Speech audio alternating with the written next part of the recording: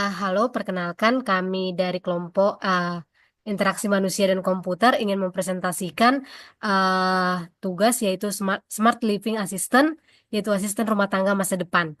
Di mana di sini saya Gracia Lagan dengan NIM 11S23043 dan teman saya 11S23005 dengan nama Kristus Sadatua Manata Pasaribu. Kemudian ada 11S23010 Rido Alexander Pakpahan. Lalu 11S23032 Joshua Asido Prima Silalahi, lalu ada 11S23041 Firman Bintang Hutasoit. Nah, yang pertama-tama kami akan menjelaskan pendahuluannya di mana eh, dalam pengembangan sistem rumah pintar berbasis multimodal penting untuk memperhatikan prinsip-prinsip desain antarmuka yang inklusif agar sistem dapat digunakan oleh berbagai kalangan pengguna. Salah satu pendekatan yang dapat diterapkan adalah penggunaan teknologi pengenalan suara yang memungkinkan pengguna untuk mengontrol perangkat rumah tangga melalui perintah suara.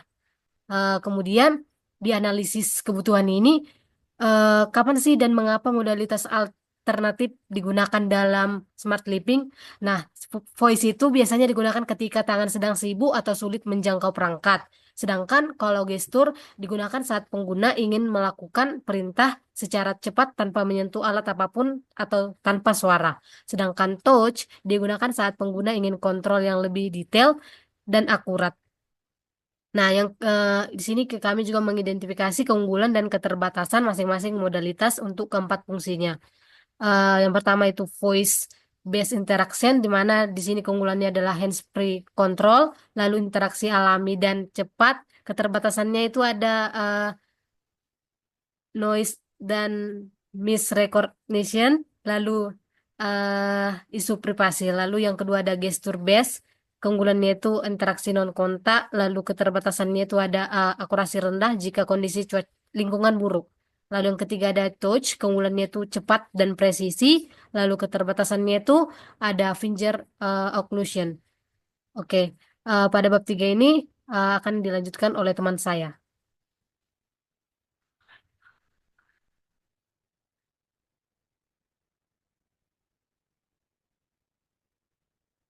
Nah, di sini kita mau lagi flowchart cara kerja voice UI UX. Nah, yang pertama itu kita punya user akan memberikan komen. Nah, komen itu akan membangunkan dari AI. AI dari apa sih namanya ini?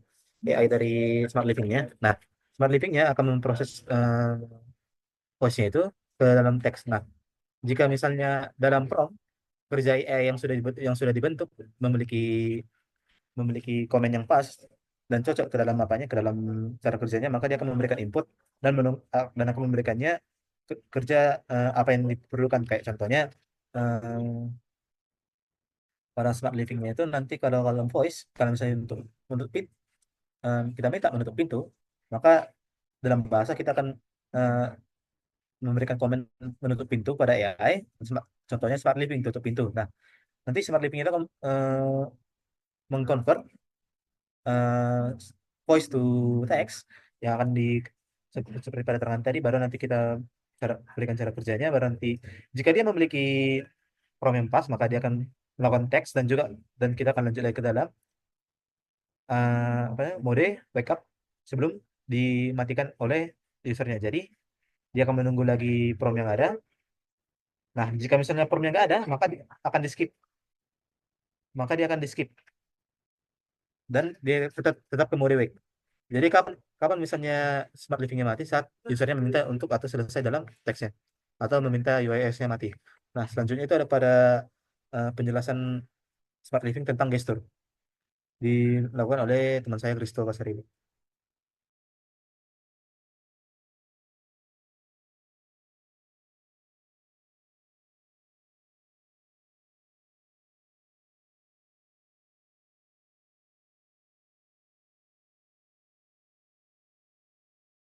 Saya akan menjelaskan mengenai gesture interaction. Pertama, sebelum saya menjelaskan gesture interaction ini perlu dipahami, dalam gesture interaction ini kami menggunakan sensor pada tiap perangkat. Jadi, agar gestur dapat bekerja pada perangkat yang kami buat ini, perlu digunakan sensor untuk menerima gestur-gestur yang akan diberikan oleh pengguna. Pertama, saya akan menjelaskan pada perangkat speaker. Jadi di sini kami menggunakan gestur zoom in dan zoom out untuk mengatur suara atau mengatur volume pada speaker tersebut. Jadi misalnya pengguna memutar sebuah lagu. Jadi ketika ketika dia sudah memutar sebuah lagu, maka dia dapat menggunakan zoom in untuk mengecilkan suaranya.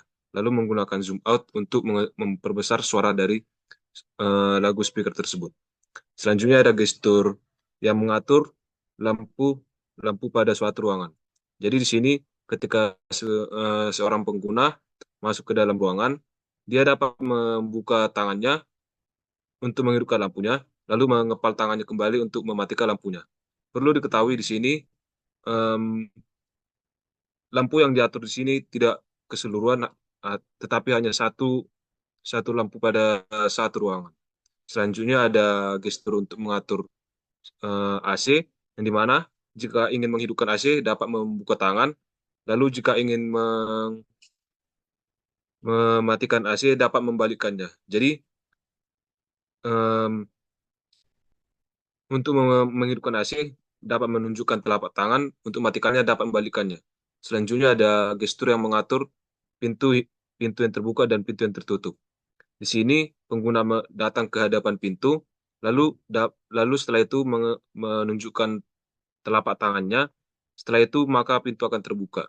Setelah pintu terbuka, maka pengguna dapat lewat. Ketika pengguna lewat, maka pintu otomatis tertutup. Sekian dari presentasi mengenai gestur, dapat dilanjutkan oleh teman saya, Grace. Begitu juga dengan bagian touch. Yang pertama itu ada AC.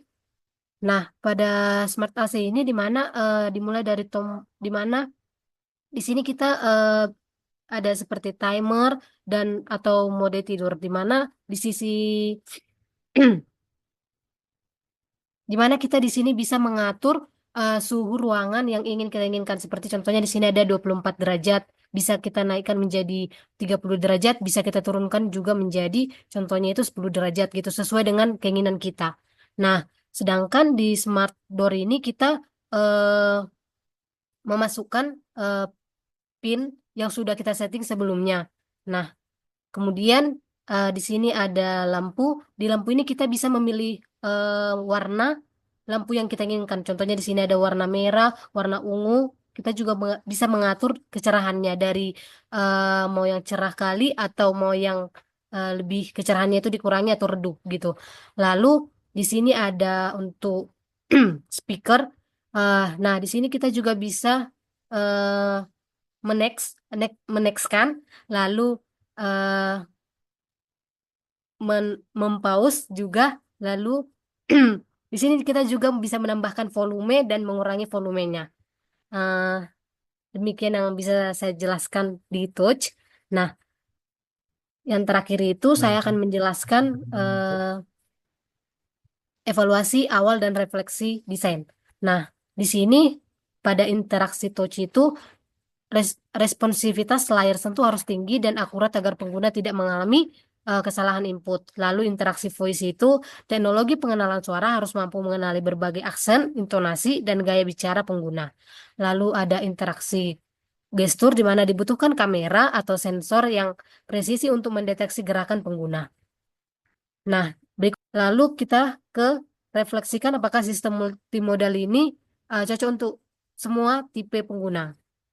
Nah, sistem antarmuka multimodal yang menggabungkan interaksi berbasis touch, gestur, dan voice memberikan fleksibilitas tinggi dalam penggunaan, di mana tiga metode ini secara umum sudah mencakup kebutuhan sebagian besar pengguna karena memungkinkan mereka memilih cara berinteraksi sesuai dengan preferensi dan kemampuan masing-masing. Buat dan terdapat link Figma yang telah kami kerjakan. Sekiranya demikian yang dapat kami sampaikan. Apabila ada kesalahan kata, kami mohon maaf. Terima kasih.